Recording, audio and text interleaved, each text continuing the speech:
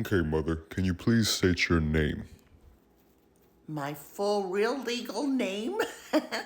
It's Maria Araceli Nolan.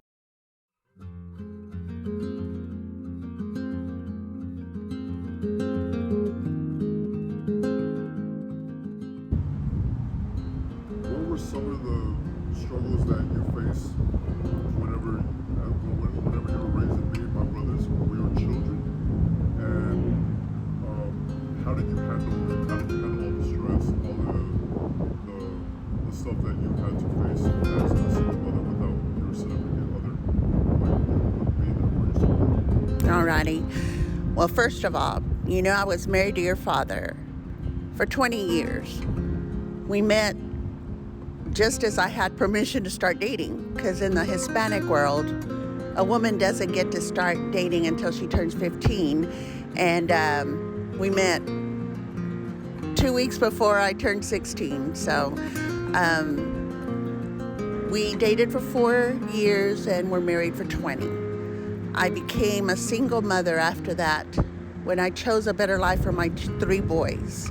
I did not want that as an example of how a man treats his wife, how a man treats his children, to be ingrained in you. I wanted y'all to have the opportunity to have a better life and to have better family lives. So the main struggle for me has been trying to not just fulfill my role as a mother, but as the father role that you were missing. So that is why I took it upon myself to take certain time apart from the other boys with each one of you. Like Rudy's thing, he liked to go to the mall. So he and I went to the mall by ourselves. That was our daddy-son time. And Gabriel liked to eat, so we'd go eat out. That was our daddy-son time. And you were just a little one. You were really hard to figure out because you loved to play so much. So we figured out hockey. Amarillo had a hockey team. I bought season tickets, and that was our daddy-son time. And the thing that a lot of people don't understand is that we're not trying, a single parent, a single mom, single dad for that reason, it's not trying to take over the role of the missing parent, just trying to fill an empty space so that child doesn't feel like they're segregated from the rest of the children, that they're missing something in their lives, which makes our lives a little bit more challenging because we have to be a little bit more creative. And now that we are the sole provider to the household, not only has our responsibilities increased monetarily, but now our presence is needed more than ever. After the divorce, I worked 4 jobs. My parents were furious with me because they helped me. They took care of y'all while I was absent. And they said I was spending less and less time with y'all, and that was not fair to you. And I realized that. So 2 of the part-time jobs I made after hours. I was working my full-time job. I was a volunteer firefighter, which actually got paid. And then I worked as an after-hours bookkeeper and an after-hours bill collector. So I was able to meet your needs when your brothers needed to go to any kind of camp, basketball, baseball, football, and then their shoes, because normally the school provides the shoes. And unfortunately, because we are taller than the most, people, the school did not provide up to that size, so I had to special order all of your stuff. Whenever I asked your father for help, the line that comes back to every single mother is, that's what child support is for. So he wanted me to understand that I'm supposed to make ends meet with the child support money.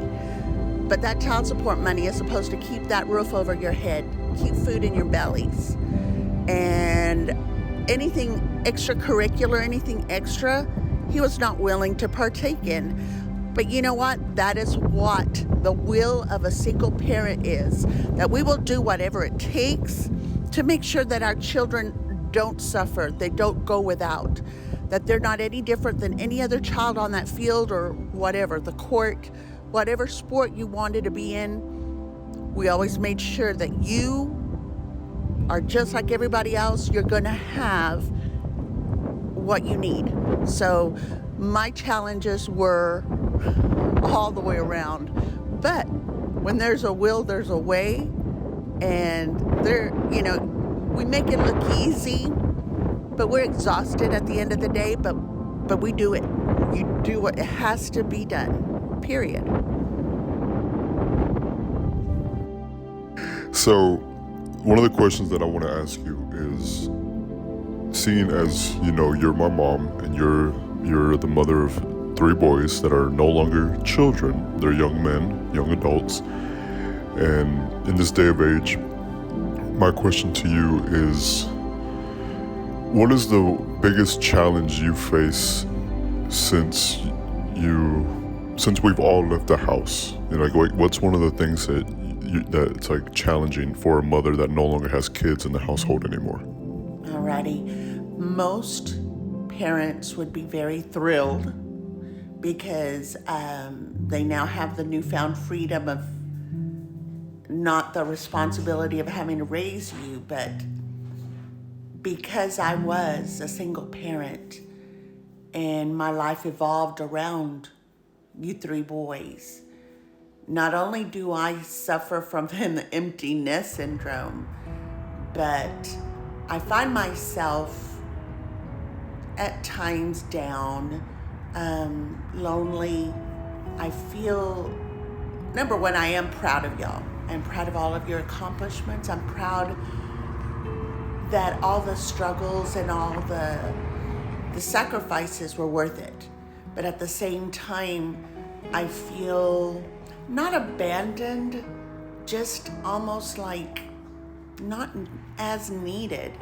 I thrived before on having my little ones come to me, mommy this, mommy that.